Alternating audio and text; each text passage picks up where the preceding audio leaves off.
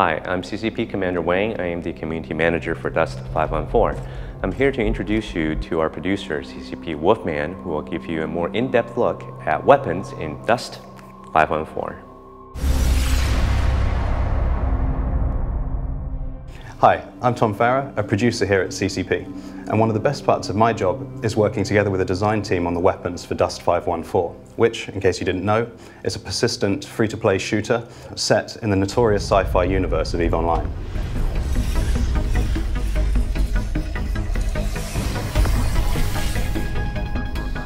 Our goal with the weapons in Dust was to create recognizable roles like assault rifles and rocket launchers, but using far more advanced technology than we see in their modern-day equivalents. There are three main categories that we've broken the weapons in Dust into. They are heavy, light, and sidearm. So the light weapons are the general workhorse of the battlefield. This is where you find your sort of mid-range assault rifles, your sort of mid to long-range directed energy weapons like laser rifles. It's also where you find the lighter anti-vehicle weapons like swarm launchers that fire targeted missiles using lock-on. The heavy weapons, these are all about raw power. They can only be equipped by heavy armor, so you won't be running around the battlefield with them very quickly. But with weapons like the rail-based forge gun, you're going to be inflicting massive damage to vehicles. And then there is the sidearm. This is your backup. This is when you've been sort of fought into a corner, you've run out of bullets, you quickly pull out your scrambler pistol, which has a fantastic ability to scramble the enemy's brains, giving it very high headshot damage, or your SMG, so you can pray and spray that you hope you're going to drop that guy before he drops you. Dust 514 is all about customization, and weapon specialization is at the heart of that.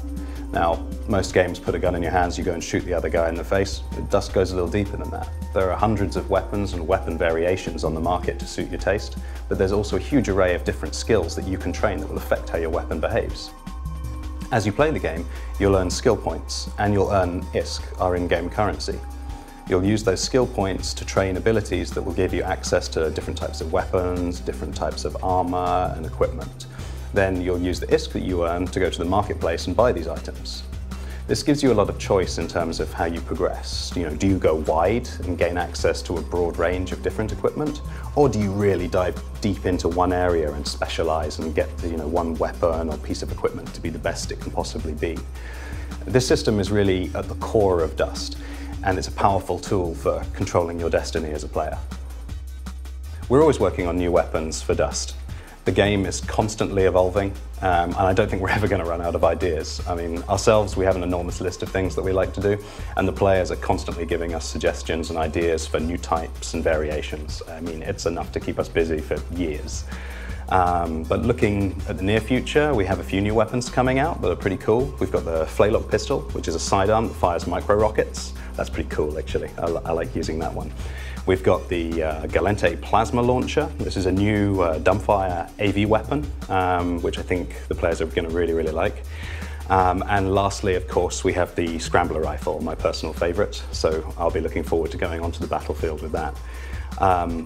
Really, the most important thing for all of these new weapons, and the thing we enjoy the most, is putting them in the players' hands and seeing what happens. I can't wait.